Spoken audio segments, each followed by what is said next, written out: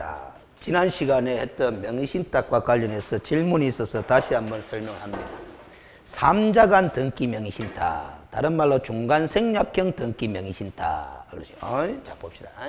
매도인이 있고 뭐다? 또 매수인이 있는 거죠. 요 두 사람 사이에 당연히 무슨 계약? 매매 계약을 하는 겁니다. 정상적으로. 유효하다, 안 유효하다? 유효하다라는 소리야. 알겠어요? 그런데 이 매수인이 알겠어요? 누구와? 요 수탁자라는 요 사람과 무슨 약정을 하는 거다? 명의 신탁 약정을 하는 거다라는 거죠. 그러면 이 사람은 매수인인 사람은 신탁자가 되는 거죠. 알겠어요? 그럼 이 명의신탁 약정을 해가지고 소유권 이전 등기를 이렇게 하는 것이 아니고 어디로? 매도인에게서 누구 앞으로? 수탁자 앞으로 이렇게 이전 등기를 해버린다라는 소리입니다. 알겠어요? 요게 바로 중간생략형 등기 명의신탁, 삼자간 등기 명의신탁 한다 이 말이에요. 그러면 지금 등기 명의는 누구다? 수탁자다라는 겁니다. 그런데 이게 무효죠. 무효기 때문에 요 이전 등기도 뭐다? 무효다라는 소리입니다. 그래서 소유권은 누구한테 귀속된다? 매도인에게 귀속된다 하면서 시험 지문이 딱 나오면 OX, O 이렇게 하셔야 된다 이 말. 그 소유권은 이 사람한테 귀속되지만 현재 등기부상으로는 누구 이름으로 돼 있다? 수탁자 앞으로 돼 있다라는 거야. 알겠습니까? 이런 현상만 봐도 봐봐요. 우리가 등기부에 기재된 내용은 무슨 역이 없다, 공신력이 없다 하는 거 당연히 알 수 있는 거라. 알겠어요? 그 등기부만 믿고 거래를 한 사람은 보호를 받는다 못 받는다? 못 받는다라는 거예요. 알겠습니까? 근데 이 사람이 어찌됐든 등기 명의인으로 돼 있으니까, 알겠어요? 수탁자가 제3자한테 처분을 할 수는 있다 없다? 현실적으로 가능하잖아. 알겠어요? 그러면 이 제3자가 선이든 악이든 불문하고 유효하게 취득한다는다? 취득해버린다라는 겁니다. 알겠어요? 이렇게 취득해버리면은 신탁자는 알겠어요? 소유권을 회복할 수 있나 없나? 없어요. 제3자가 가져가 버리고 난 다음에는 이 사람 앞으로 여전히 등기가 있을 때, 등기 명의가 돼 있을 때 이 사람이 실권리자입니까? 그렇죠? 소유권은 형식상 누구한테 기속돼 있지만은 매도인에게 기속되겠지만은 실제 소유자는 누구다? 신탁자야. 매수를 했으니까. 알겠어요? 그럼 이 사람은 실권리자로서 이 사람 앞으로 등기되어 있는 이 부동산을 갖다가 자기 이름 앞으로 소유권을 찾아온다 안 온다? 와야 된다 이 말이죠. 어떻게 하면 되느냐? 알겠어요? 이게 무효니까. 알겠어요? 이 신탁자는 누구를 대위해가? 매도인을 대위해가 이 사람 앞으로 되어 있는 이 이전 등기에 말소를 청구하는 거야. 알겠어요? 무슨 얘기죠? 말소를 청구한 다음에 요 매매 계약이 유효하잖아. 유효한 이 매매 계약에 따라서 매수인은 무슨 청구권을 행사할 수 있다?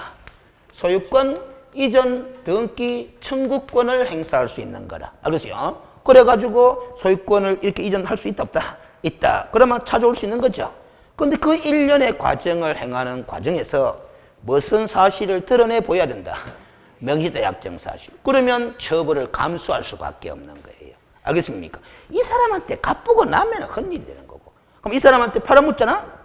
팔아묻으면은 실권리자는 누구를 상대로? 수탁자를 상대로 무슨 청구는 할 수 있다? 부당이득이지. 기면 손해배상이고. 부당이득 반환 청구권을 행사할 수 있는 거야. 알겠습니까? 근데 그 부당이득 반환 청구권을 행사할 수 있는 근거가 또 뭐고? 이거 아이가. 이걸 또 드러내 보여야 되거든. 그 부당이득 반환 청구할 때도 처벌을 감수해야 한다. 해야 된다라는 소리입니다. 알겠습니까? 근데 그 처벌이 엄하다 엄하지 않다? 엄해요. 그 결국 명의신탁 하지 말아라는 취지에서 처벌을 강하게 만들어 놓은 거거든. 신탁자는 5년 이하의 징역 또는 2억 원 이하의 벌금형이고 수탁자는 3년 이하의 징역 또는 1억 원 이하의 벌금형으로 만들어 놨다. 다른 범죄에 비하면 상당히 형벌의 수준이 뭐다? 높게 책정돼 있어요. 그거는 이제 실명법을 95년도에 만들 때부터 명의신탁 자체를 뭐다? 건절시키기 위한 하나의 방법으로 처벌 수위를 높여놓은 거단 말이지. 알겠습니까? 그렇게 일하시면 돼요. 자, 그 다음 문제로 되돌아와서 26번으로 갑니다. 공인중개사 법령상 개업 공인중개사 손해배상 책임과 업무보장 설정 하나 쓰면 틀린 것은 1. 공인중개사법상 손해배상 책임에 관한 규정은 아까 30조 1항, 2항, 3항, 4항, 5항 규정은 민법상 손해배상 책임 규정에 대한 무슨 규정이다? 특별 규정이다라는 거지. 알겠어요? 그 특별 규정에 검결이 있는 부분은 무슨 규정에 따라서 일반법인 민법 규정에 따라서 책임을 물을 수 있는 거예요. 알겠습니까? 가장 대표적으로 바로 정신적 손해 부분 아닙니까? 정신적 손해 부분에 관해서는 특별 규정에 흠결이 있다 없다? 있다. 그래서 민법에 따라서 책임을 묻는 거죠. 2번 공인중개사 법령은 개업 공인중개사에게 무과실의한 손해배상 책임을 인정하고 있더라 없더라? 있더라. 사무소 제공에 따른 손해배상 책임으로. 3번 공인중개사 법령은 손해배상 청구권의 소멸시효에 관하여 규정을 두고 있다 안 두고 있다? 두고 있지 않더라. 그럼 손해배상 청구권의 소멸시효에 관해서는 어느 법을 따르면 되는 거다? 민법을 따르면 되는 거다. 4번 보정설정 방법 중에 하나인 공제라 하면 공인중개사법에 의해 장관의 인가를 받은 공인중개사협회에서 시행하는 공제사업을 말하는 거다. 우체국 공제, 농업 공제 이런 것을 말하는 것이 아니다 이 소리죠. 5번 공인중개사협회 회원이 아닌 개업공인중개사도 공제에 가입할 수 있다 이렇게 돼 있죠. 알겠습니까? 틀려버렸어요. 알겠어요. 자. 여러분들 공제사업의 목적은 뭐예요? 손해배상 책임을 보장하기 위한 사업이죠. 그렇게 설명되지만은 협회 입장에서 보면은 회원 간의 상호 부조를 목적으로 하는 사업이 바로 무슨 사업이다? 공제사업이다. 그러면 회원이 아닌 사람은 부조받을 자격이 있다 없다? 없다. 알겠습니까? 그런데 우리가 협회 회원으로 가입하는 것은 이미 가입이잖아요. 가입된 개업공인중개사도 있고 가입되지 않은 개업공인중개사도 있다. 회원이 아닌 개업공인중개사는 공제에 가입한다 뭐한다? 뭐합니다. 알겠습니까? 해설 한번 보겠습니다. 참고사항이 있을 거예요. 해설 26번에 한번 봅니다. 자, 읽어보겠습니다. 대한민국 어느 자료에도 없어요. 30조 4항의 공제라면 공인중개사법에 의해 국토교통부 장관의 인가를 받은 협회에서 시행하는 공제사업을 의미하며 시행령 31조에 따르면 공제사업은 비영리사업으로서 회원 간의 상호부조를 목적으로 한다. 따라서 협회 회원이 아닌 개업 공인중개사는 공제에 가입할 수 없는 것으로 해석된다. 구체적으로 협회에 가면 공제 규정이라는 게 있어요. 그 제7조에 보면 공제가입 대상자의 범위 하는 조문이 나오는데 공제가입 대상자의 범위는 정관 제6조 제7조에 의거 회원으로 뭐한 자로 한다? 등록한 자로 한다. 이렇게 돼 있단 말이지. 알겠습니까? 다만 법제 13조 3항의 규정에 의한 법인의 분사무소는 분사무소별로 공제에 가입할 수 있다 없다? 있으며 시행령 제13조 규정에 따른 다른 법률의 규정에 따라 중개를 할 수 있는 특수법인의 경우에도 사무소별로 공제에 가입할 수 있다 없다? 있도록 해놨어. 그럼 결국 특수법인이 회원이라요 회원 아니라요? 농협이 협회 회원이에요? 아니잖아. 알겠어요? 무슨 소리인지 알죠?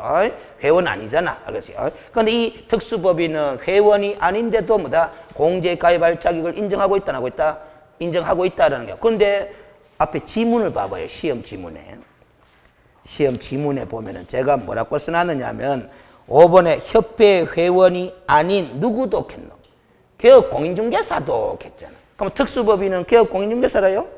아니잖아. 알겠어요? 무슨 얘기지? 그 특수법인을 생각하면 안 돼요. 알겠어요? 이 5번도 맞다 하면서 이의 신청하는 사람은 특수법인을 들고 들어와가지고 이의 신청하면 안 됩니다. 뭐라고 돼 있도 저거 개업공인중개사도 이렇게 해놨단 말이야. 그래서 그 다음 27번 업무보정 설정을 쓰면 틀린 것은 1. 보정을 한 보정보험회사 그 다음에 공제사업자 또는 공탁기관이 보정사실을 등록관청에 직접 통보한 경우에는 개업공인중개사는 업무보정 설정 신고를 뭐 할 수도 있다. 생략할 수도 있고 2번 등록관청은 중개사무소 개설 등록을 한 자가 즉 개업공인중개사가 보정을 설정하는지 여부를 확인한 후에 무슨 증을 지체 없이 교부하도록 돼 있다. 등록증을 교부하도록 돼 있다. 이 문장 때문에 자, 업무보정 설정은 아까 여러분들이 업무 개시 요건이라 그랬잖아. 이 문장 때문에 무슨 요건이기도 하다. 등록증 교부 요건이기도 하다. 이렇게 이야기를 하는 거예요. 알겠습니까? 3번 휴업기간 중에 보정기간이 만료되더라도 휴업기간 중에는 보정을 갱신하지 않을 수 있으며 그렇죠? 왜? 업무를 수행하는 기간이 아니니까. 다시 업무를 시작하기 이전에만 보증을 갱신하면 된다는 업무 개시 요건이니까. 4번 중개대상물이 아닌 대토권의 매매 등을 알선한 행위는 공제사업자를 상대로 개업공인중개사의 손해배상 책임을 물을 수 있는 중개행위에 해당한다, 해당하지 않는다? 해당하지 않는다 해야 되죠. 알겠어요? 그래서 4번이 틀려버렸다 이 말이에요. 알겠어요? 5번 중개한성 시 개업공인중개사가 보증관계 증서사본을 거래장소에게 교부하지 않으면 얼마? 100만 원 이하의 과태료 부과 사유다라는 겁니다. 알겠어요? 그러니까 우리가 아까 중개 완성 시 해야 될 일이 기본적으로 3가지다 그랬잖아. 거래계약서 작성 교부, 확인서명서 작성 교부, 요걸 안 하면 업무 정지 사유고, 보증관계 증서사본을 교부하지 않으면 얼마? 100만 원의 과태료 부과 사유고, 그렇게 돼 있다. 28번 개업공인중개사의 중개로 매매계약이 체결된 후에 계약금 등의 반환채무 이행을 보장하기 위해 계약금 등을 개업공인중개사 명의로 금융기관에 예치하였다. 그렇게 할 수 있는 규정이 법에 있죠? 누구 명의로 지금 예치했다 그랬어요? 개업공인중개사 명의로. 자, 공인중개사 법령상 이에 관한 설명이 틀린 것은 예치 대상이 되는 계약금 등이라는 돈의 범위는 중도금이나 잔금도 포함이다, 포함이다? 포함이 될 수 있는 거다 이 말이지. 알겠습니까? 계약금 등의 반환채무 이행 보장하는데 그 계약금 등이라면 중도금과 잔금도 포함이다 이 말이야. 5. 이번에 금융기관에 예치한 데 소요되는 실비는 금융기관에 예치한 데 소요되는 실비는 특별한 약정이 없는 한 누가 부담한다? 매수인이 부담하는 거예요. 자, 우리가 이렇게 공부했을 겁니다. 실비의 종류 2가지 명칭을 좀 외워두자 했잖아. 실비의 유형. 실비. 권리관계 등의 뭐다? 확인에 소요된 실비. 알겠어요? 또 뭐? 계약금 등의 반환채무 이행의 뭐다? 보장에 소요된 실비. 요렇게 표현을 기억해 두자 그랬잖아요. 그러면 이 실비는 누구한테 청구할 수 있고, 권리를 이전하고자 하는 의뢰인에게 청구할 수 있고, 이 실비는 뭐다? 권리를 취득하고자 하는 의뢰인에게 청구할 수 있다. 이렇게 매치를 딱 해가 외워두자 그랬잖아요. 이 실비 지금 묻고 있잖아. 취득 의뢰인에게 청구할 수 있는 거잖아. 그럼 매도인 값을 되나 안 되나? 안 되잖아. 틀려버린 거다 이 말이야. 그렇지?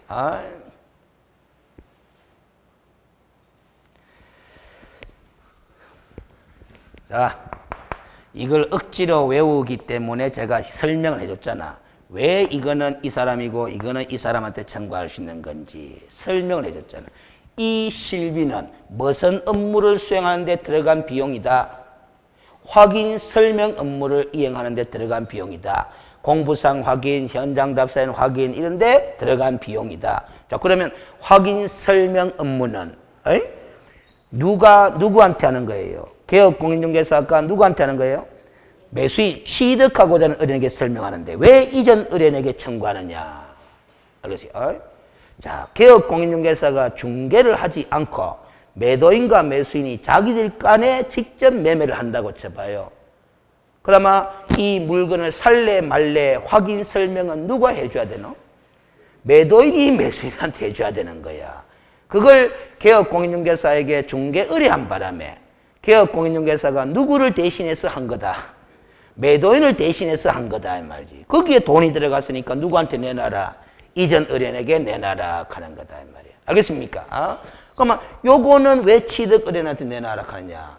지금 누구 명의로 금융기관에 예치했다 하노? 계약금 등을. 개업공인중개사 명의로 예치했잖아. 그 계약금 등 돈을 안전하게 반환할 수 있도록 하기 위해서 금융기관 등에 예치한 거잖아. 그래서 개업공인중개사가 소요된 비용이 있다라면 누구 돈을 안전하게 지키기 위해서 예치했으니까 매수인 돈이잖아. 알겠습니까? 그래서 취득 의뢰인에게 청구할 수 있는 거다라는 겁니다. 알겠습니까? 이렇게까지 그 이유를 다 설명해 줬는데도 이해가 안 되는 사람은 그냥 외우는 거야. 이렇게. 알겠습니까? 어디 갔냐? 28번에 2번이 틀렸죠. 그래서 3번 만약 개업공인중개사의 명의로 예치하게 되면 개업공인중개사는 보증보험 또는 공제에 가입하거나 공탁을 해야 된다. 했잖아? 자, 그래서 지금 이 지문을 이걸 빼도 되네요. 만약 개업공인중개사 명의로 예치하게 되면 하는 걸 지워도 됩니다. 왜? 문제에서 누구 명의로 예치했기 때문에. 개업공인중개사 명의로 예치했다라고 제시했기 때문에. 어찌됐든 개업공인중개사 명의로 예치하게 되면 개업공인중개사는 뭘 설정하라 돼 있는 거예요? 보정 설정하라고 돼 있는 거예요. 그 보정 설정하는데 돈 들어간 게 바로 이 비용이잖아. 무슨 소리였죠? 그 비용을 누구한테 청구할 수 있다는 거다? 취득의뢰인에게 되는 겁니다. 그 다음 4번의 개업공인중개사는 예치된 계약금 등이 자기소유 예치원과 분리하여 관리되도록 해야 될 것이고, 개업공인중개사는 예치된 계약금 등을 거래당사의 동의 없이 인출한다 뭐한다? 뭐한다라는 겁니다. 그래서 이렇게 개업공인중개사 명의로 금융기관에 예치할 때는 그 인출 방법에 관해서 당사자 인출할 때 당사자의 동의가 있어야 되니까 당사자의 동의 방법에 대해서 약정을 해야 된다? 해야 된다 하는 규정도 있잖아. 29번 틀린 것은 1. 거래 당사자 간의 거래 안전을 보장하기 위한 제도로서 일종의 에스크로 제도와 유사한 제도가 바로 계약금 등의 반환 채무 이행 보장 제도다. 2번 개업공인중개사가 거래 당사자에게 계약금 등을 예치하도록 권고할 법률상 의무는 있다 없다? 없다. 권고할 수 있다. 이랬는데 권고 안 해도 그만이고. 알겠어요? 3번 개업공인중개사는 자기의 명의로 계약금 등을 예치하는 경우 계약금 등의 인출에 대한 당사자의 동의 방법을 뭐 해야 된다? 약정해야 된다. 4번 계약금, 중도금, 잔금 및 계약 관련 서류 관리 업무를 수행하는 전문회사, 소위 에스크로 전문회사라 그럽니다. 계약금 등의 예치 명의자도 될 수 있다 없다? 있다. 예치 명의자는 개업공인중개사 또는 대통령이 정하는 자고 그 대통령이 정하는 자의 6명이나 쭉 있잖아. 거기에는 에스크로 전문회사도 들어간다, 안 한다? 들어간다. 5번 공제사업자의 명의로 계약금 등을 예치한 경우 매도인 측이 계약금 등을 미리 수령하기 위해서는 보증서를 개업공인중개사에게 교부하여야 한다 해놨습니다. 개업공인중개사에게 교부합니까? 예치 명의자에게 교부합니까? 예치 명의자에게 교부해야 돼. 그러면 예치 명의자하고 개업공인중개사는 같은 말 다른 말? 다른 말이다라는 거죠. 그래서 틀려버렸다라는 소리입니다. 그런데 지금 이 3번 문장이 있죠. 29번에 5번 문장이 있죠. 이 5번 문장이 28번의 지문으로 들어가 버리면 O다 X다. O가 돼버려요. 왜? 문제에서 누구 명의로 예치했다 돼 있기 때문에. 개업공인중개사 명의로 예치하였다 돼 있기 때문에. 예치 명의자 이꼬로 개업공인중개사가 돼버리거든. 그런데 이 29번 문제는 누구 명의로 예치했다 하는 걸 제시했다 안 했다? 안 했으니까 알겠어요. 개업공인중개사에게 교부해야 한다 하면 틀려버려요. 예치 명의자라고 이야기해야 된다 이 말이야. 알겠습니까? 30번 계약금 등의 반환채무 이행 보장에 관한 설명을 옳은 것을 했는데 1. 계약금 등의 반환채무 이행을 보장하기 위해 이를 금융기관에 예치하는 경우 개업공인중개사 명의로도 예치할 수 있다 그랬죠? 없다 까지 틀려버렸다. 2번 계약금 등의 예치를 매도인이 개업공인중개사에게 요구한 경우 알겠어요. 이를 거절해도 된다 안 된다? 고절할 수 있지 뭐. 알겠어요? 고절할 수 있지 뭐. 응해야 될 의무가 없다라는 거잖아요. 알겠어요? 그 다음 3번에 개업공인중개사가 계약금 등의 반환채무 이행 보장에 관한 규정을 위반한 경우에는 업무정지 1회를 명할 수 있다 해놨습니다. 업무정지 1회 하는 걸 외우지는 않아도 돼요. 이렇게 알면 돼. 그 밖에 입법 또는 입의한 명령이나 처분에 위반한 경우에 해당돼가 업무정지가 가능해요. 그 1개월짜리거든. 알겠습니까? 이게 O입니다. 알겠습니까? 항상 요거 명심하면 돼. 업무정지 사유가 14가지로 쭉 나열되어 있는데 마지막이 뭐다? 그 밖에 입법 또는 입법에 의한 명령이나 처분에 위반한 경우 이것도 무슨 사유가 된다? 업무정지 사유가 된다 하는 거. 알겠어요? 그 마지막에 있는 업무정지 사유는 법의 위반이면 틀림이 없는데 명시적인 제재 규정이 없을 때 그걸 활용하는 거다. 자, 그 다음 4번에 계약금 등의 예치는 거래계약서의 작성이 완료될 때까지로 한다 해놨는데 거래계약서의 작성이 완료될 때까지입니까? 계약의 이행이 완료될 때까지입니까? 계약의 이행이 완료될 때까지죠. 틀려버렸다. 5번 계약금 등을 예치하는 경우 농협협동조합법에 따른 농협협동조합 명의로 공제사업을 하는 공인중개사 협회에 예치할 수도 있다 해놨는데 농협협동조합법에 따른 농협협동조합은 예치 명의자가 될 수 있다 없다? 없다라는 겁니다. 자, 해설 안 봅니다. 해설 보든지 아니면 기본수를 봐야 되는데 해설에 나와 있는 건 모르겠다. 30번. 나와 있네. 30번에 해설에 보면은 그 5번에 농업협동조합은 예치 명의자가 될 수 없다 돼 있죠? 그래서 밑에 예치 명의자가 소개해놨잖아. 개업공인중개사 또는 뭐 대통령령이 정하는 자. 그래서 그 대통령령이 정하는 자가 누구냐? 은행법에 따른 은행, 보험업법에 따른 보험회사, 오른쪽에 뭐 통합자본시장법에 따른 신탁업자, 그 다음에 최신관서, 그 다음에 공제사업을 하는 자, 그 다음에 6번에 뭐 에스크로 전문회사, 이런 사람들이 다 무슨 명의자가 될 수 있다? 예치 명의자가 될 수 있다. 그런데 예치 기관은 금융기관, 공제사업자, 신탁업자 등 이렇게 법조문에 적혀져 있는데 금융기관과 등의 물음표제가 달아놨잖아. 밑에 당구장에 금융기관과 등의 범위가 명확하다, 불명확하다? 불명확하다. 그래서 물음표 달아놨다. 알겠습니까? 그런데 어찌됐든 간에 공제사업자와 신탁업자가 예치기관이 될 수 있는 것은 명확하다라는 겁니다. 알겠습니까? 자, 그 다음 됐고 다시 앞으로 되돌아갑니다. 31번 칠판 한번 봅시다. 방금 해설에서 예치 명의자를 쭉 읽었다 안 읽었다? 읽었어요 안 읽었어요? 읽었죠? 외우려고 노력했나 안 했나? 안 했죠? 그냥 읽어봤잖아. 기억나는 대로 한번 보지 말고 은행, 우체, 또 보험회사, 또 우체국, 최신관서, 우체국 좋아요. 신탁업자, 또 에스크로 전문회사 이것만 알면 돼. 전문회사, 또 개업공인중개사, 그렇지. 개업공인중개사, 개업공인 또는 대통령령이지 않은 자거든. 또 한 사람 꼭 기억해라 하는 건 빼먹고 나머지는 다 아네. 제가 이거 수업할 때 공제사업자인 협회 있잖아요. 협회는 예치 명의자도 될 수 있고 뭐 예치 기관도 될 수 있다 하는 거 특별히 지적해줘. 그거 다 빼먹고 이야기 다 하네. 그 공제사업자 하면 돼. 알았지? 맞죠? 그럼 다 나왔나 안 나왔나? 다 나왔잖아. 봐. 외우려고 노력 안 했는데도 제가 정독해가 같이 읽으니까 기억나잖아. 10분도 지나지 않아서 기억난다 하지 말고 그것이 이렇게 또 까면 또 보는 거예요. 시험 칠 때까지. 그렇게 하는 거야. 그런데 여러분들은 꼭 외우는 거 나오면 왜 한다 하노? 확실히 왜 안 나무다 자꾸 점검을 하려고 그래. 그래 진도가 안 나간다 이 말이에요. 페이지를 못 넘기는 거야. 그럼 읽고 지나가. 알았어요. 막 기억력 좋네. 알았어요. 다 기억나잖아. 그럼 예치 기관은 뭐로 돼 있습니까? 예치 기관. 은행 없었지. 요리 돼 있다. 금융기관, 그다음 뭐 공제사업자, 그렇지. 그다음 뭐 신탁업자, 그다음 뭐 등 요리 돼 있잖아. 요 물음표 딱 돼 있더라 이거. 그렇지. 맞죠? 그렇지. 요 은행에 있는 없지. 그 은행이 있다 하는 사람은 금융기관에 은행 안 들어가나 이렇게 주장할 수 있는 거. 그게 불명확한 거야 이게 지금. 그렇지. 31번 옳은 것은 했습니다. 1. 계약금 등을 예치하는 경우 매도인 명의로 금융기관에 예치할 수 있나 없나? 방금 요 봐봐. 요 매도인이 있나? 없잖아. 알겠어요?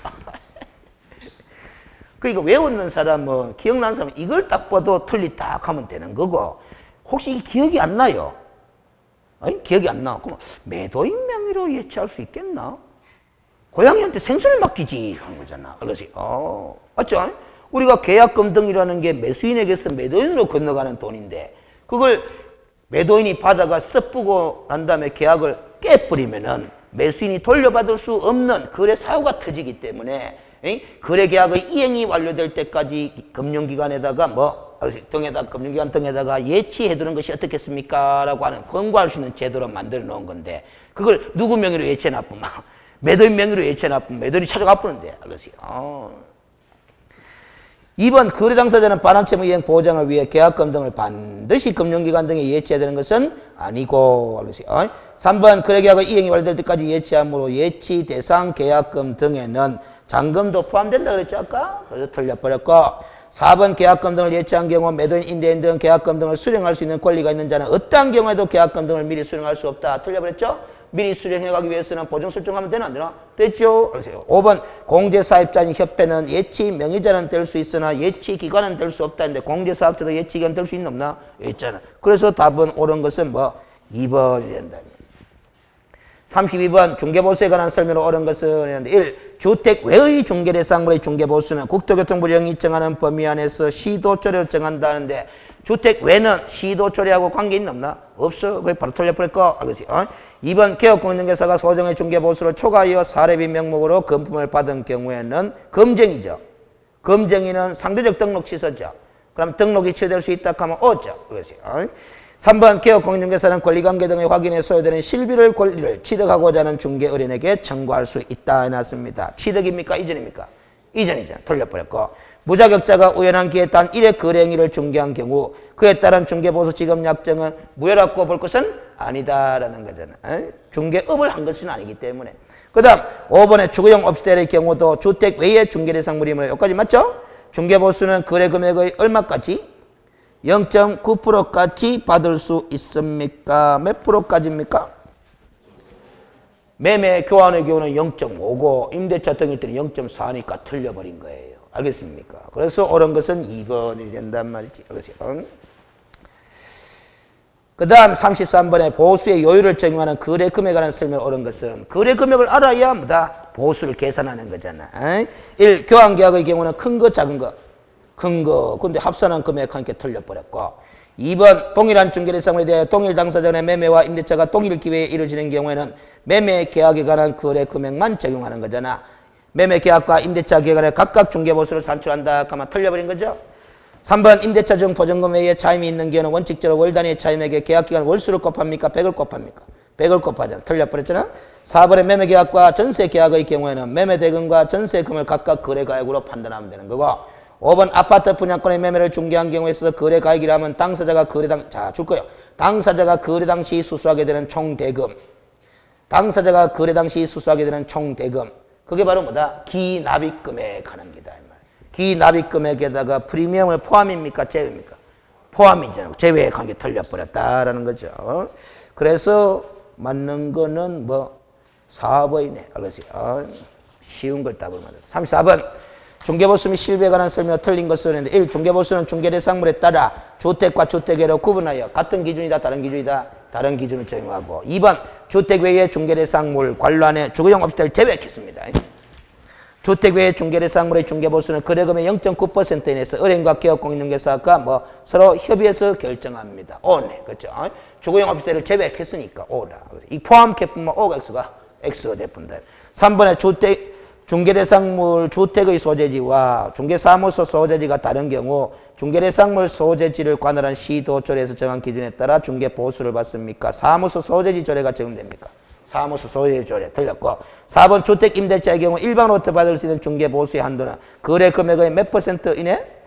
0.8% 이내에서 시도조례로 정한다. 알았죠? 오죠? 그렇지. 주택이니까. 그리고 임대차니까. 5번 실비의 한도는 중개대상물의 권리관계 등의 확인 또는 계약금 등의 반환채무 이행 보장에 드는 비용으로 한다라는 거야. 실제 소요된 비용은 얼마가 되든지 다 받을 수 있는 거다라는 거죠. 그래서 틀린 것은 뭐 3번.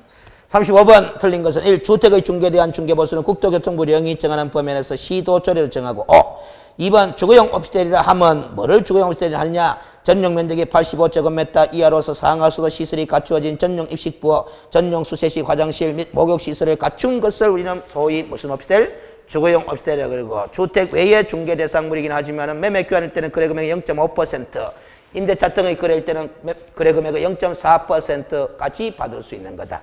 그 다음 4번의 중개보수 3번 중개대상물인 건축물 중 주택의 면적이 2분의 1이래. 2분의 1이래. 그러면 딱 이상에 들어갑니까? 미만에 들어갑니까? 이상에 들어가지. 이상이 되죠. 그러면 주택으로 처리하면 되는 거죠? 그렇죠. 이런데 4번 중개보수의 지급은 개업공인중개사와 의뢰인 간의 약정에 따라 돼. 약정이 없을 때는 언제 지급한다고 돼 있어요? 거래대금 지급이 완료된 날. 잠깐 가지 말고 거래대금 지급이 완료된 날 이렇게 기억해요. 그래서 틀려버렸네. 거래계약 체결 시가 아니다. 5번의 계약금 등의 반환채무 이행 보장에 소요되는 실비의 경우에는 매수 임차 그 밖의 권리를 취득하고자 하는 의뢰인에게 받을 수 있다. 그래서 틀린 것은 뭐 4번. 36번 1. 개업공인중개사가 다른 법률에 저촉되지 않는 범위 내에서 겸업을 행하는 경우 그 겸업 업무에 대한 보수는 이 공인중개사법상의 보수에 관한 규정을 적용한다 안 한다? 안 한다. 권리금 부분의 알선에 대한 보수도 당연히 이 법상의 보수에 관한 규정을 적용한다 안 한다? 안 한다. 중개 대상물이 아니므로 거래계약이 체결되었다가 개업공인중개사의 고의 또는 과실로 의뢰인간 거래가 해제된 경우에도 중개보수는 인정된다 하는데 틀려버렸어요. 그래서 누구의 고의 또는 과실로 해제가 되었다?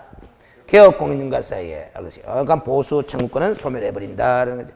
4번 개업공인중개사의 중개보수 청구권은 중개계약과 동시에 중개 완성을 정지조건으로 하여 발생 내지 성립하고 중개가 완성되면 뭐 할 수 있는 거다? 행사할 수 있는 거다. 그래서 중개보수 청구권은 정지조건부 채권이다. 이렇게 공부하라고 했고 5번 개업공인중개사의 중개보수 청구권은 중개 완성 이전에 중개계약이 뭐 되면 해지되면 당연히 중개보수 청구권도 뭐한다? 상실되는 것이 예정되어 있는 거다. 이 말이에요. 알겠습니까? 중개가 완성되기 전에 무슨 계약이 해지돼 버리면 중개계약이 해지돼 버리면 보수청구권도 상실해 버린다. 이 말이에요. 중개계약 해지하는데 이렇게 생각하면 되잖아요. 집 안 팔랍니다. 하면서 들라본다. 이 말이야. 집 팔아달라고 내놨다가 중개 완성되기 전에 아이고 생각이 바뀌었습니다. 안 팔랍니다. 그럼 들라보는 게 중개계약 해지다. 이 말. 그럼 보수청구권도 날아가 버린다라는 거죠. 그래서 이럴 때가 제일 짜증나는 기 때문에 판례도 하나 나와 있잖아요. 내일 되면 중개가 완성될 것이 예정되어 있는데 하루 전날 밤에 안 팔랍니다 하면서 들라본다라는 소리입니다. 알겠습니까? 그러면 개업공인중개사는 보수는 받는다 못 받는다? 못 받는다. 그렇지. 실비는 받는다 못 받는다? 받는다. 그동안에 중개를 완성시키기 위해서 노력한 비용이 있다면 그건 받는다라는 거야. 알겠어요? 그럼 내일 되면 보수가 들어올 것이 기대되는데 하루 전날 밤에 해지를 함으로써 보수증권이 상실돼 버리기 때문에 그 보수 상당한 금액만큼의 손해를 입었다 해가지고 손해배상 청구도 한다 못 한다? 못 한다라는 겁니다. 거기 판례죠. 그렇죠? 어디가 뺐나? 36번에 다 있네. 37번. 틀린 것은 1. 주택의 경우 중개보수는 중개 내용에 따라 매매 교환과 임대차으로 구분하여 다른 기준이죠. 0.9와 0.8% 법원에서 협의 결정. 2번 중개완성 전에 중개계약이 해지된 경우 개업공인중개사는 중개완성이 가능하였음을 전제로 기대중개보수 상당의 손해배상 청구할 수 없다. 방금 이야기했고 3번 거래계약이 채무 불이행 등 거래 당사자 간의 사정으로 해지된 경우에도 개업공인중개사는 중개보수를 받는다 못 받는다? 받을 수 있다. 당사자 간의 사정이다. 4번 문중이 개업공인중개사에게 중개보수를 지급하기로 하는 약정을 체결하는 것은 총유물의 관리처분 행위로서 뭐다? 사원총의 결의가 있어야 한다 해놨는데 그것이 중개보수를 지급하기로 하는 약정을 종중이 행하는 것은 관리처분 행위다. 단순한 채무부담 행위에 불과하다. 단순한 채무부담 행위에 불과하기 때문에 사원총의 결의가 필요하다 필요 없다? 필요 없다라는 것이 판례죠. 5번 개업공인중개사가 알선한 상대가 아닌 제3의 인물과 거래를 한 경우 개업공인중개사에게는 중개보수청구권이 인정된다 안 된다? 안 된다. 그러세요. 왜 안 된다?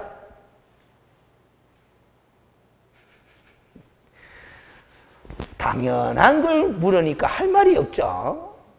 이 당연한 게 아니에요. 그러세요. 개업공인중개사가 알선한 상대가 아닌 제3의 인물과 거래를 했대요. 어쨌든 거래는 했나 안 했나? 했는데 그 거래가 성사되도록 개업공인중개사가 기여한 바 있나 없나? 없잖아. 그럼 그걸 갖다 전문용어로 뭐가 인정되지 않는다? 자, 다시 개업공인중개사가 중개는 했어요 안 했어요? 했잖아. 개업공인중개사가 알선한 상대가 따로 있는데 그 알선한 상대 말고 다른 사람과 거래를 했다는 거잖아요. 알겠어요? 그러면 개업공인중개사는 중개는 했나 안 했나? 했잖아. 그 다음 거래 당사자는 거래를 했나 안 했나? 했잖아. 그런데도 보수를 못 받는다는 거잖아. 왜 못 받는다? 그렇지. 전문용어로 인과관계가 인정되지 않으므로 가는 기다 말이야. 개업공인중개사가 행한 중개행위와 거래 당사자 간에 체결된 거래가 알겠어요? 인과관계가 인정된다 안 된다? 안 된다라는 소리입니다. 그렇게 설명하는 거예요. 알겠어요? 한 번 더 연습하겠습니다. 담배를 피우면 폐암이 발생한다라는 뭐가 인정이 안 되고 있다? 인과관계가 인정이 안 되고 있다라는 겁니다. 그래서 담배 판매, 제조 판매하는 회사가 뭐다? 폐암 환자들에 대한 손해배상 책임이 있다, 없다? 없다. 이래 되는 거. 그게 인과관계가 인정 안 되면 그런 거예요. 근데 그거는 이제 과학적으로 증명이 안 되니까 그런데 만약에 과학적으로 증명이 될 정도로 이제 인과관계가 인정돼 버리면 뭐다 손해배상 책임져야 되는 거잖아요. 알겠습니까? 그 다음 38번 틀린 것은 1. 교부받은 중개보수가 법에서 허용되는 범위 내의 것으로 믿고 법정 중개보수를 초과하여 수수한 사정만으로는 법률의 착오에 해당하지 않는다 해놨습니다. 법률의 착오에 해당하지 않는다 했어요. 그러면 처벌한다 했어요? 처벌 안 한다 그랬어요? 처벌한다라는 뜻이잖아. 그러면 O가 X가 O이 되는 거잖아요. 알겠습니까? 그럼 이 내용을 보면은 봐봐요. 법정 중개보수를 초과해서 받았나 안 받았나? 받았잖아. 알겠어요? 받았잖아. 근데 그 받은 사람이 알겠어요? 자기는 법정 중개보수를 초과한 것으로 생각했다. 초과하지 않는 것으로 믿었다. 초과하지 않는 것으로 믿었다라는 거지. 알겠어요? 무슨 소리인지 알죠? 그걸 갖다가 이렇게 생각하면 되잖아. 법의 내용을 뭐 했다? 잘못 해석했다라는 소리입니다. 착오를 일으켰다라는 소리입니다. 알겠습니까? 근데 이런 경우는 법률의 착오로 인정한다, 안 한다? 안 한다라는 게야. 알겠습니까? 착오가 인정되려고 하면은 정당한 이유가 있어야 된다라는 겁니다. 그래서 2번 중개계약 시 보수 취급에 관한 약정이 없더라도 개업공인중개사는 중개 완성에 대한 보수를 청구할 수 있다 없다? 있다. 왜 있다? 이렇게 물으면 개업공인중개사는 상법상 무슨 신분이 인정된다. 상인 신분이 인정되고 상법에서 규정하고 있는 상인의 보수 청구권을 행사할 수 있다 없다? 있다. 그렇게 이야기를 합니다. 그 다음에 3번의 중개보수 청구권의 소멸시에 관해서는 공인중개사법상 명문의 규정이 있더라 없더라? 없더라라는 겁니다. 그럼 무슨 법의 규정을 따를 수밖에 없다? 민법의 소멸시에 관한 규정을 따를 수밖에 없다라는 거죠. 지금 이 판례는 과거 판례는 10년으로 보고 있어요. 그런데 이거는 제가 볼 때는 10년으로 해석해야 할 문제는 아니고 3년으로 해석을 해야 되는데 하여튼 판례 입장은 지금 10년을 일반 채권으로 보거든. 그 다음 4번 개업공인중개사는 주택 외의 중개대상물에 대하여 실제 자기가 받고자 하는 중개보수의 상한 요율을 왜 된다? 명시해야 된다라는 거죠. 사무소 내에 보기 쉬운 곳에 게시하는 표에다가 실제 자기가 받고자 하는 보수 요율을 뭐 해야 된다? 명시해야 된다 그랬습니다. 그래서 주택일 때는 명시하는 거 아니죠? 주택 외인 중개대상물에 대한 보수를 명시하는 게요. 여러분들이 개업하면 몇 프로로 명시하면 된다 그랬어요? 그 0.9%잖아. 그랬어요. 법에서 허용하고 있는 게 최대가 0.9%잖아. 그랬어요. 그러고 깎아주든지 말든지. 그랬어요. 근데 아예 0.7%로 명시해놔보면 0.8% 합의가 받는다 못 받는다? 못 받는다라는 거잖아. 그 다음 5번에 중개사무소 개설 등록을 하지 아니한 채 뭐를 영위한 경우? 중개업을 영위한 경우 처벌의 대상이 되지만 중개보수 지급 약정도 유효다 무효다? 무효. 중개사무소 개설 등록을 하지 아니한 채 뭐를 영위한 경우? 중개업을 영위한 경우잖아. 그러니까 무등록 중개업을 한 사람이잖아요. 그 사람의 보수 지급 약정은 뭐고? 강행법규 위반으로서 무효 이렇게 공부했잖아. 요거하고 아까 32번에 4번 봐봐요. 32번에 4번. 무자격자가 우연한 기에 단 1의 거래행위를 중개한 경우 그에 따른 중개보수 지급 약정도 무효이다. 그런 건 또 틀렸잖아. 이건 무효라고 볼 것은 아니다라는 거야. 그러면 이 32번에 4번은 알겠어요? 업으로 한 것이 아니고 알겠어요? 뒤에 나오는 38번의 내용은 뭐다? 업으로 한 거다 이 말이야. 알겠어요? 그래서 항상 머릿속에 명심을 해야 돼요. 요거하고 뭐하고 구별해야 한다. 해야 된다라는 소리입니다. 알겠습니까? 불법이다, 불법 아니다.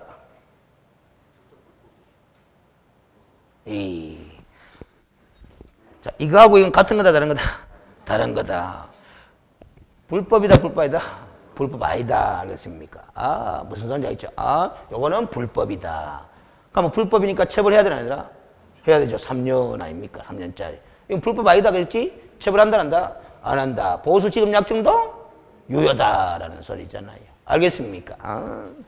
그래서 여러분들은 공인중개사 자격증을 왜 딴다? 그렇지. 업으로 하기 위해서 그런 거야. 업으로.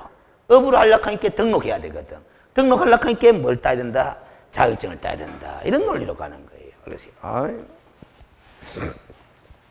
자, 그 다음 됐고 39번에 1번 틀린 것을 찾으라 했는데 중개보수 산정에 있어서는 거래가액의 소정의 요율을 곱하여 산출한 금액을 거래 당사자 쌍방으로부터 각각 받게 되는 거죠. 그렇죠.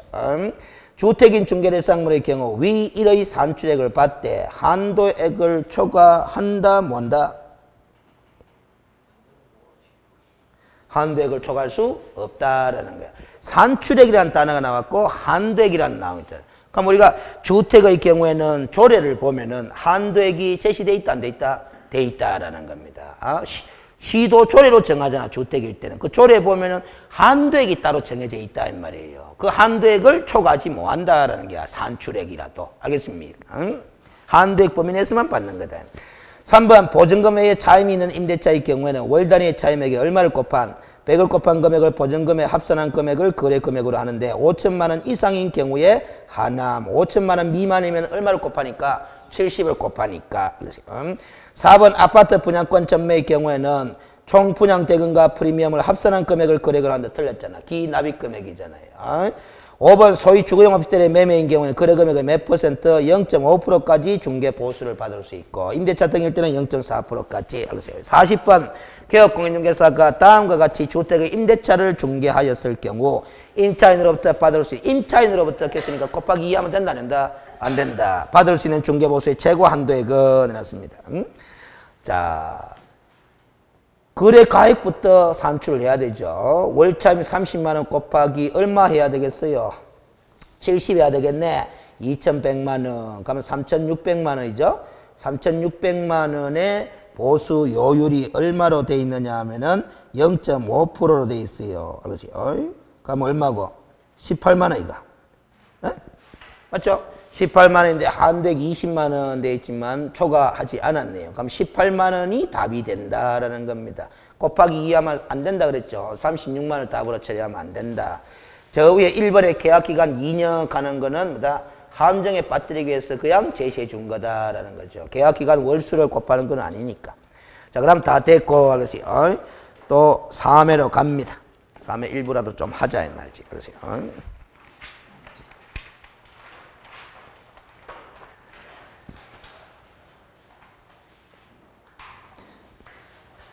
3회 1번 개업공인중개사의 성명과 사무소 명칭에 관한 설명으로 옳은 것은 해놨어요.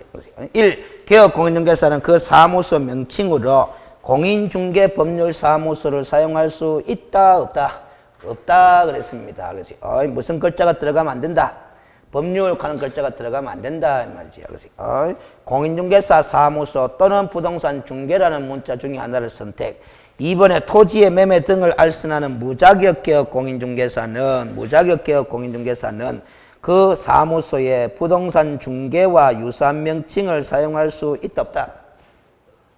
자, 여기 무자격개업 공인중개사가 누구라요? 부칙 제6조 2항에 따른 개업 공인중개사잖아. 그럼 부칙 제6조 2항에 따른 개업 공인중개사는 공인중개사 사무소라는 문자는 사용 뭐 하잖아. 그럼 무슨 문자만 사용해야 되노? 부동산 중개라는 문자를 사용해야 되는데 그 부동산 중개와 유사한 명칭은 사용한다, 뭐 한다? 뭐 한다라는 겁니다. 알겠어요? 그 다음 3번에 개업공인중개사가 설치한 5개 광고물의 성명을 거짓으로 표기한 경우는 얼마? 100만 원 이하의 과태료 부과사유입니다. 4번 법인인 개업공인중개사가 분사무소에 5개 광고물을 설치하는 경우 분사무소 신고 필증에 게재된 누구의 성명을 책임자의 성명을 광고물에 표기를 해야 되죠. 주사무소는 대표자의 성명을, 분사무소는 책임자의 성명을. 답이네. 5번 등록관청이 위법하게 설치된 사무소 간판에 철거를 명하였음에도 이를 철거하지 않는 경우 그 철거 절차는 무슨 법에 따른다? 응? 행정대집행법이라 된다. 행정대집행법에 따라 대집행할 수 있다라는 거죠. 민사집행법이 아니라. 민사집행법은 무슨 근거법이다? 법은 경매 근거법이다라는 소리지. 알겠어요? 자, 2번 틀린 것은 1. 공인중개사인 경우 공인중개사는 사무소 명칭에 공인중개사 사무소 또는 부동산 중개라는 문자를 사용하면 되죠. 둘 중에 아무거나. 2번 공인중개사 자격이 없는 개인인 경우 공인중개사 누굽니까? 부채이잖아요. 그러면 사무소 명칭에 공인중개사 사무소라는 문자 사용하죠. 3번 법인인 경우 공인중개사가 분사무소에 옥상 간판을 설치하는 경우 법인의 대표자 성명을 인식할 수 있는 정도의 크기로 표기해야 됩니까? 분사무소 책임자의 성명. 책임자고 또 틀려버렸다. 4번 공인중개사 자격을 취득한 자는 사무소 개설 등록을 하지 않더라도 공인중개사라는 명칭은 사용해도 된다, 안 된다? 공인중개사 사무소라는 명칭이 아니고 그냥 공인중개사라는 명칭 사용해도 되나 안 되나? 되지 뭐 자격증 따면은. 우리가 이 조문이죠.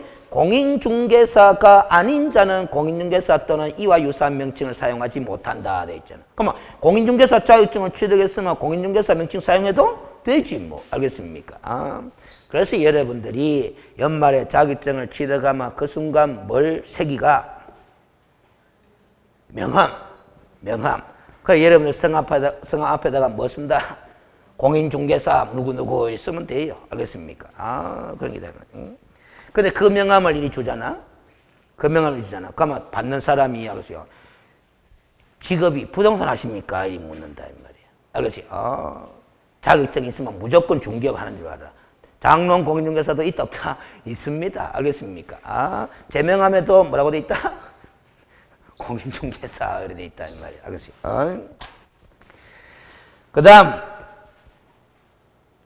4번 됐고 4번, 5번, 2번에 5번. 개업 공인중개사가 그 사무소 설치한 옥외 간판에 개업 공인중개사의 성명을 표기하지 않은 경우 등록관청의 그 간판에 철거를 명할 수 있고 철거 명령을 따르지 않으면 행정대집행할 수 있고 3번 사무소 명칭에 관한 내용 중 틀린 것은 개업 공인중개사 A는 사무소 명칭을 행복부동산 중개라고 하였다 해놨습니다. 해도 됩니까? 안 됩니까? 되지 뭐. 부동산 중개라는 문자 쓸 수 있게 됐지. 2번 시도지사는 사무소 명칭을 잘못 사용한 개업 공인중개사 B의 사무소 간판에 대하여 철거를 명하였다 해놨습니다. 뭐가 틀렸어요? 그 시도지사가 하는 게 틀려버려. 등록관청은 해야 되죠. 3번 공인중개사인 개업 공인중개사 C는 사무소 명칭을 행운 공인중개사 사무소라고 하였다 해도 됩니까? 안 됩니까? 되지 뭐. 공인중개사 사무소 문자 들어갔으니까. 그렇지. 실제로 있습니다. 행운 공인중개사 사무소. 저 대구 보건대 옆에 가면 있습니다. 4번 분사무소 설치 신고 필증을 받은 중개법인의 분사무소 책임자 D는 자기의 성명을 옥외 광고물에 표시하였다. 잘했다라는 소리입니다. 그래서 5번 개업 공인중개사가 아닌 E는 부동산 중개와 유사한 사무소 명칭을 사용하여 그래서 100만 원의 벌금형에 처해졌다. 그럴 수 있는 거죠. 자, 개업 공인중개사가 아닌 자는 공인중개사 사무소 또는 부동산 중개라는 문자 사용한다 뭐한다? 뭐한다. 그걸 사용하게 되면 몇 년짜리다? 1년짜리다. 1년 이하 징역 또는 1천 만의 벌금형이니까 100만 원의 벌금에 처해졌다 할 수 있잖아. 그래서 틀린 것은 2번이 가야 됩니다. 4번 표시 광고에 관한 내용 중 틀린 것은 허위 과장 광고 금지 의무를 직접 규정하지 않고 우리 공인중개사법은 광고 실명제를 도입한 것으로 볼 수 있다라는 걸 알겠습니까? 허위 과장 광고를 하지 말아라 하는 이런 규정을 안 만들어 놓고 알겠어요? 표시 광고를 할 때는 이런 내용을 포함시켜서 광고해라 이런 규정은 결국 광고 실명제라고 볼 수 있는 거다라는 거죠. 2번 개업 공인중개사가 중개 대상물에 대하여 표시 광고를 하면서 대통령령으로 정하는 사항을 명시하지 않으면 대통령령으로 정하는 사항이 명시할 사항이죠? 명시할 사항이죠? 어떤 게 있어요? 오른쪽에 5번 문제 봅니다. 5번 문제 보면은 공인중개사 법령상 개업 공인중개사가 의뢰받은 중개 대상물에 대해 표시 광고를 하면서 명시하여야 할 사항, 즉 대통령령이 정하는 사항이 아닌 것은 이게 문제다 이 말이에요. 답이 5번이죠? 그러면 1번부터 4번까지 읽어요. 명칭, 소재지, 연락처, 성명, 이런 걸 명시할 사항으로 대통령에서 정해놨는데 명시하지 않으면은 다시 4번 문제로 옵니다. 4번 문제 옵니다.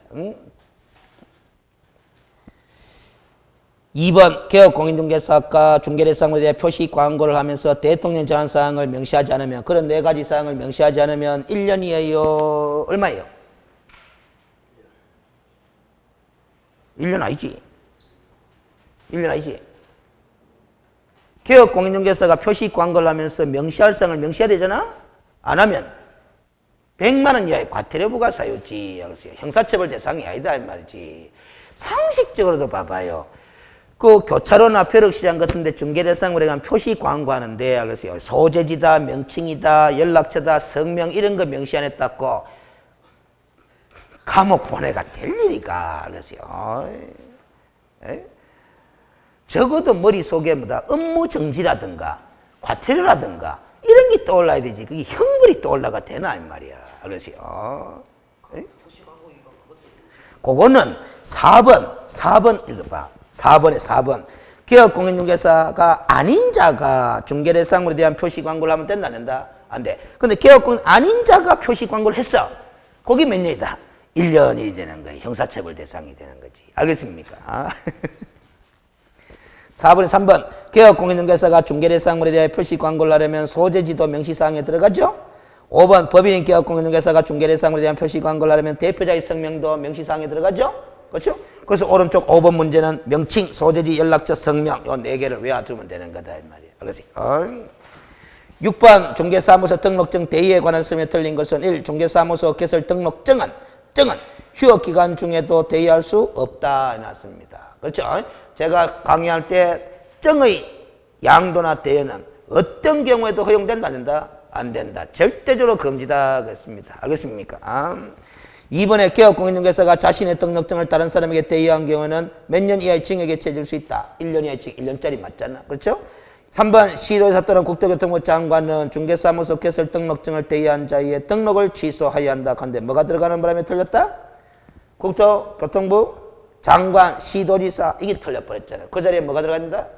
등록관청 들어가야 되잖아. 4번 누구든지 다른 사람의 성명 또는 상호를 사용해 중개업무를 해서는 된다 안 된다? 안 된다. 그렇지. 이 등록증을 양수 대여받아 사용한 사람도 위반이다 이 말이지. 5번 등록증을 양도 대여한 자와 양수 또는 대여받아 이를 사용한 자에 대한 행정형벌의 기준은 둘 다 몇 년? 1년이니까 동일하다. 가만 5 이렇게 되는 거다 이 말이야. 7번 중개사무소 개설 등록증 대여 등의 금지에 관한 서면에 틀린 것은 1. 다른 사람이 그 등록증을 이용하여 중개업무를 행하려는 것을 알면서도 그에게 등록증 자체를 빌려주는 것을 우리는 대여라고 하고 등록증 양도 또는 대여한 자와 양수 또는 대여받아 이를 사용한 자를 신고 또는 고발한 경우에는 공인중개사 법령상 보상금 지급 대상에 들어간다 안 한다? 들어간다. 대상이 된다. 5죠? 3번 무등록자가 중개사무소의 경영에 관여하거나 자금을 투자하고 그로 인한 이익을 분배받을 뿐 중개업무를 수행하지 않는 경우라고 한다면 이런 상황은 대여라고 할 수 있다 없다? 없다라는 거죠. 4번 다른 사람의 등록증을 양수 또는 대여받아 이를 사용한 자는 무등록 중개업에 해당하므로 3년짜리 가면 되나 안 되나? 안 되잖아. 아까 양수 대여받아 사용한 자도 똑같이 몇 년? 1년 가는 거다. 자, 여기서 세밀하게 좀 구분해야 됩니다. 다른 사람의 등록증을 양수 또는 대여받아 잘 봐요. 사용한 자는 이렇게 표현하는 거하고 양수 또는 대여받아 잘 봐요. 중개업을 영위한 경우에는 이렇게 하고 같나 다르다? 다르다. 그 법조문에 보면 이렇게 표현이 되어 있어요. 이렇게. 그러면 이걸 갖다가 몇 년으로 규정해놨다? 1년짜리로 규정해놨거든. 알겠어요? 그런데 양수 또는 대여받아 뭐를 했다? 중개업을 했다 하면 이 사람은 중개업했는 이 사람은 등록했나 안 했나? 아니 지금 무슨 중개업이고 무등록 중개업 3년으로 가야 된다. 알겠어요? 그런데 우리 법이 요 글자를 딱 써놔놓고 몇 년짜리로 만들어놨다. 1년짜리로 만들어놨다는 거거든. 그러면은 이 사용이라는 단어는 무슨 업에 이르지 않을 정도, 중개업에 이르지 않을 정도로 사용한 것을 의미하는 거야. 알겠습니까? 무슨 소리인지 알겠죠? 업에 이르지 않을 정도로 사용한 케이스다. 그러면 시험 출제자는 어찌됐든 그런 거 안 따지니까 사용하는 글자가 나오면 무조건 몇 년? 1년 가면 되고, 중개업을 영위했다 하는 말이 끼게 들어와 버리면 뭐다? 3년이 가야 되는 거야. 알겠습니까? 근데 이 지문은 지금 사용했다 하는 말만 돼 있는 거죠.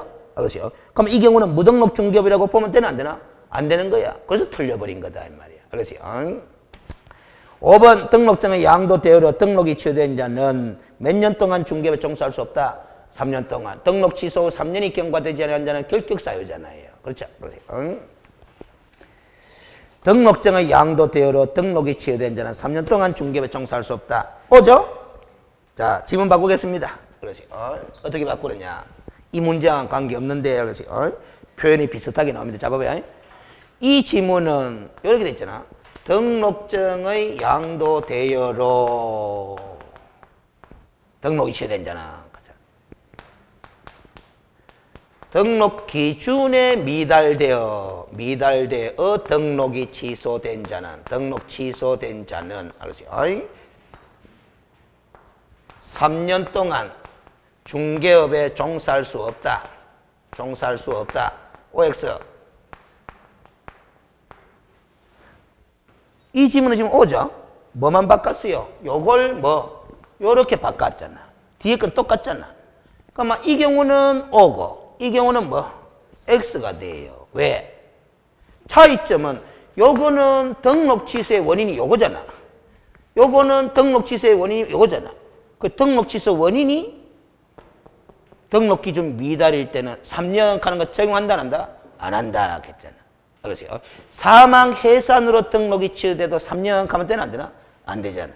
등록 기준에 미달돼가 등록 취소돼도 3년 가면 되나 안 되나? 안 되잖아. 알겠어요? 결격사유에 해당돼가 등록이 취소돼도 3년 가면 되나 안 되나?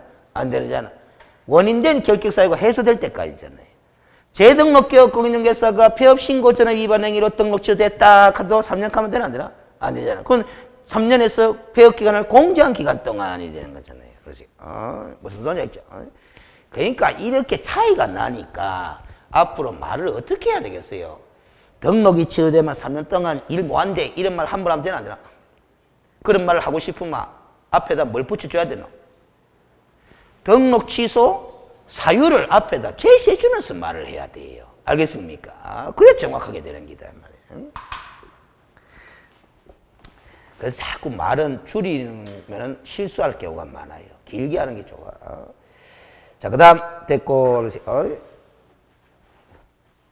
8번 문제. 중개사무소 이전 신고에 관한 내용 중 틀린 것은 1. 중개사무소를 이전했으면은 이전한 날부터 10일 이내에 국토교통부 영의정하는 바에 따라 등록관청에 이전 사실을 신고하여야 한다. 5죠. 알겠지? 사무소 이전 신고는 사전 신고다, 사후 신고다. 사후 신고다. 알겠지? 그 등록관이 신고하는 거지. 뭐. 이번에 사무소에 이전 신고를 하고자 하는 자는 첨부 서류로 뭐를 제출해야 되느냐 하면 사무소를 확보하였음을 증명하는 서류를 제출해야 됩니다. 뭐 똑같이 반납하면서 등록증도 반납하면서. 그래서 3번 분사무소 이전 신고를 하고자 하는 자는 중개사무소 이전 신고서를 어디에 제출하는 거다? 주사무소 소재지 관할 등록관청에 제출하는 거고 도매금으로 같이 기억하자 그랬잖아요. 이거는 뭐 잡아요? 분사무소 설치 신고, 분사무소 이전 신고, 그러세요. 분사무소에서 사용할 인장 등록, 그러세요. 분사무소만의 휴폐업 신고, 그러세요. 분사무소에 대한 업무 정지 처분 되는 거 전부 다 어디 소가이다? 주사무소 소재지 관할 등록관청이다. 그 다음 됐고 4번에 2인 이상의 개업공인중개사가 공동으로 사용하는 중개사무소를 이전한 때는 그중 1인의 개업공인중개사가 대표자로서 일괄하여 이전 신고할 수 있다라는 근거 규정이 있어요? 없어요? 없어요. 그래 X이 되는 거죠. 개별적으로 다 따로따로 이전 신고를 해야 되죠. 5번 등록관청은 중개사무소 이전 신고를 받은 사항은 그 사실을 다음 달 10일까지 어디에 통보해야 된다? 협회에 통보해야 된다라는 거죠. 알겠습니까? 자, 협회에 통보해야 되는 사항, 등록관청이 협회에 통보해야 되는 사항 생각나는 대로 중개사무소 이전 신고에 관한 사항이 나왔네. 또 휴업 신고한 사항, 폐업 신고한 사항, 뭐 기간 변경 신고한 사항, 재개 신고한 사항, 휴폐업과 관련된 신고 사항 다 통보. 또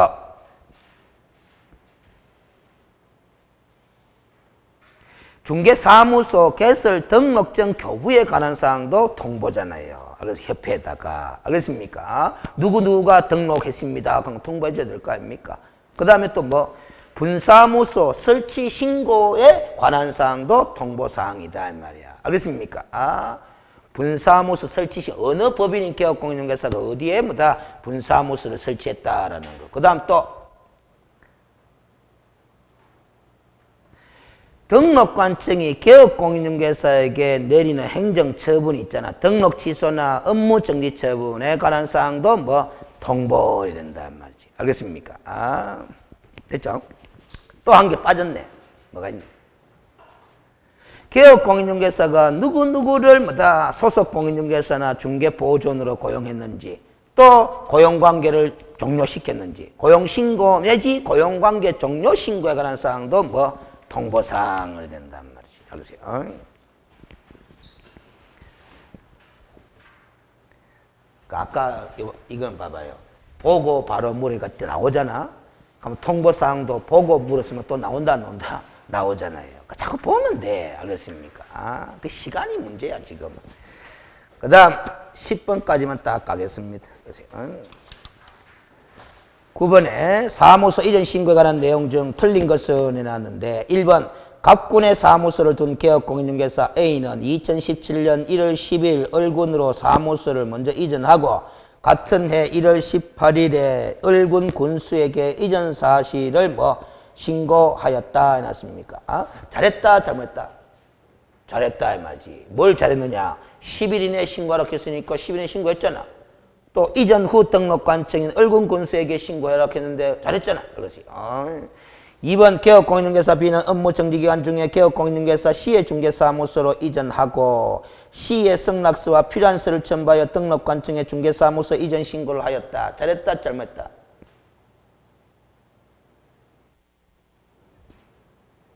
자, 일단 물어보겠습니다. 업무 정지 기간 중인 개업공인중개사 C의 사무소로 이전했다 하잖아. 그러면 이전이 가능하면 공동사무소가 되는 거잖아. 근데 공동사무소에서 우리가 공부한 걸 떠올려보면 업무 정지 기간 중에 있는 개업공인중개사의 사무소를 이용해가 공동사무소 운영한다 뭔다? 뭐한다 했잖아요. 그러면 이 법에 맞나? 안 맞잖아요. 그게 답이라 틀린 거지다 이 말이야. 알겠어요? 공동사무소를 멀쩡하게 운영하다가 그 구성개업공인중개사 한 명이 업무 정지 처분 받은 경우에는 여전히 공동사무소를 유지하고도 놔두지만은 공동사무소 설치하는 방법으로 업무 정지 기간 중에 있는 개업공인중개사의 사무소를 이용할 수는 없다 이 말이에요. 그 다음 3번에 개업공인중개사 D는 중개사무소를 병군에서 뭐 정군으로 이전한 후에 법정 기간 내인 10일 이내에 이전 신고를 하지 않아가 100만 원 이하의 과태료 부과사유니까 과태료 처분받았다. 잘 받았다라는 소리 아닙니까? 오지.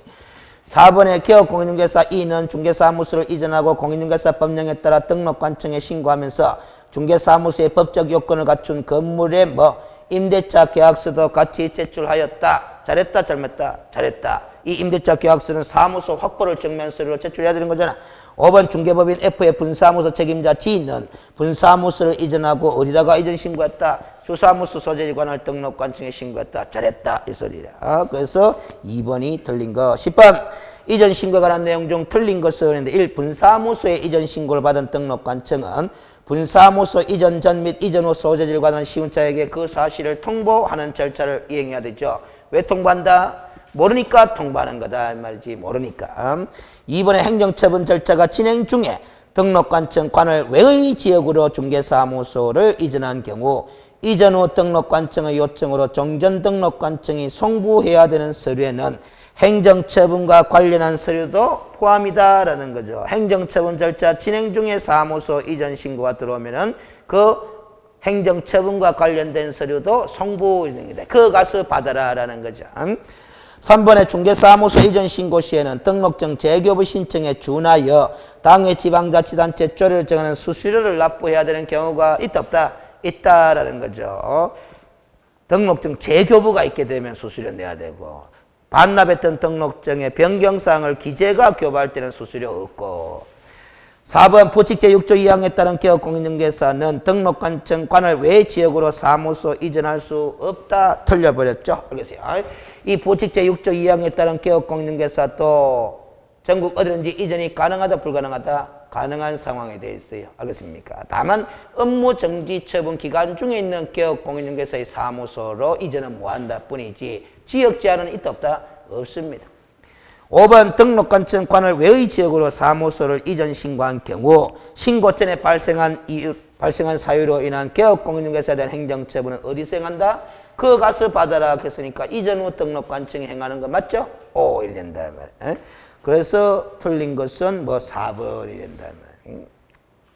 마무리. 알겠지?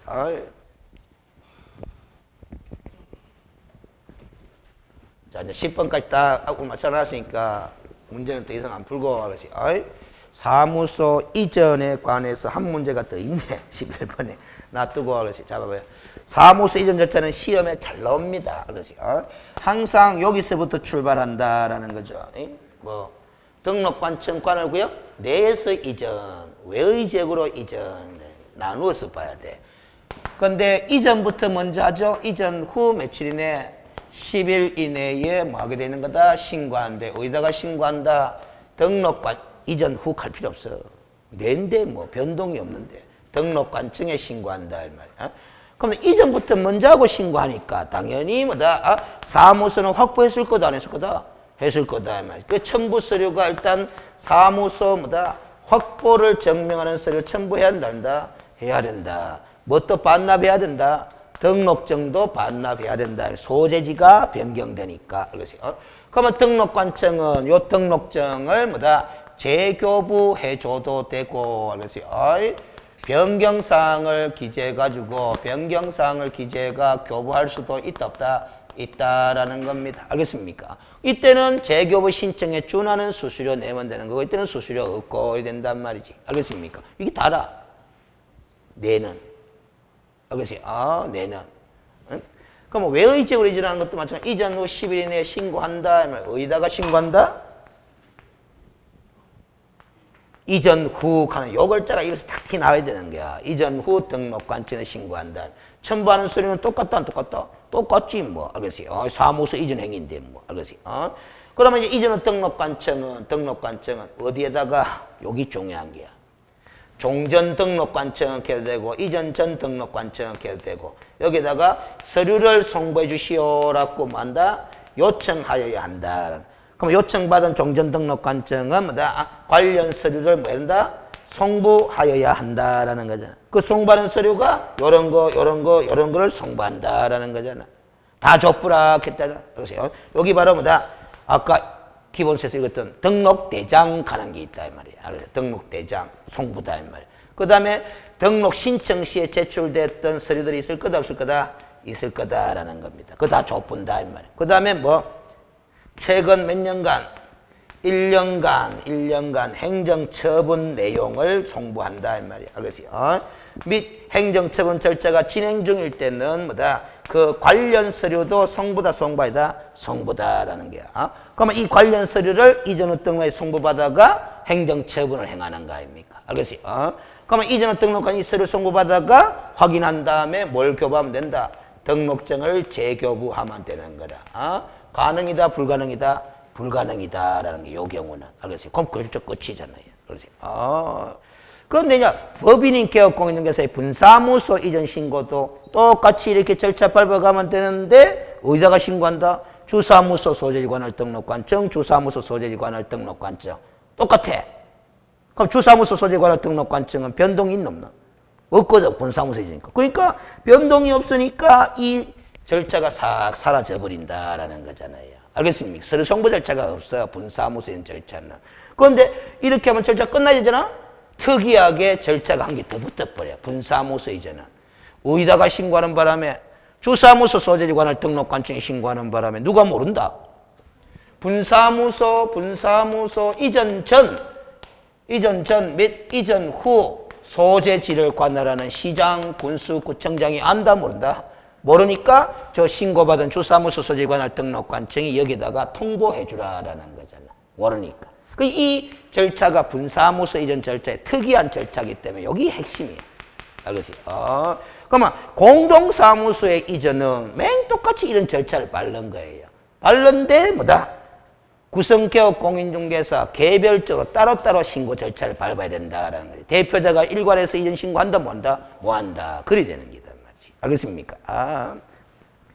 근데 이런 사무소 이전을 해가지고 뭐다? 공동사무소를 설치할 수도 있는데 업무 정지 기간 중에 있는 개업 공인중개사의 사무실을 뭐다? 공동사무소로 사용하지는 못한다라는 거잖아. 알겠습니까? 그쪽으로는 이전 자체가 안 되는 거지 그러면. 알겠습니까?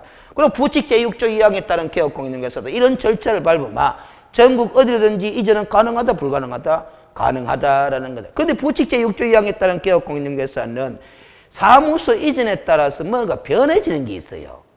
뭐냐면 부칙 제6조 2항에 따른 개업 공인중개사는 업무 지역의 규제를 받잖아. 사무소 소재지를 관할하는 특별시, 광역시, 도 관할 구역 내에 소재하는 중개대상물에 한해서만 중개할 수 있도록 업무 지역 범위가 규제를 받는데 사무소를 이전함에 따라가 업무 지역 범위도 뭐 바뀌어버리는 문제가 생깁니다. 대구시에 있는 부칙이 어디로 이전해뿐만 부산으로 가뿐만 이제 대구에 소재하는 중개대상물은 중개한다 뭐한다? 뭐한다? 부산 걸 중개하게 되는 거잖아요. 알겠습니까? 뭘 문제지? 자, 오늘은 여기까지 하고, 다음 주에 또 해봅시다. 다 할 수 있으려면 모르겠다. 자, 마칩니다. 네.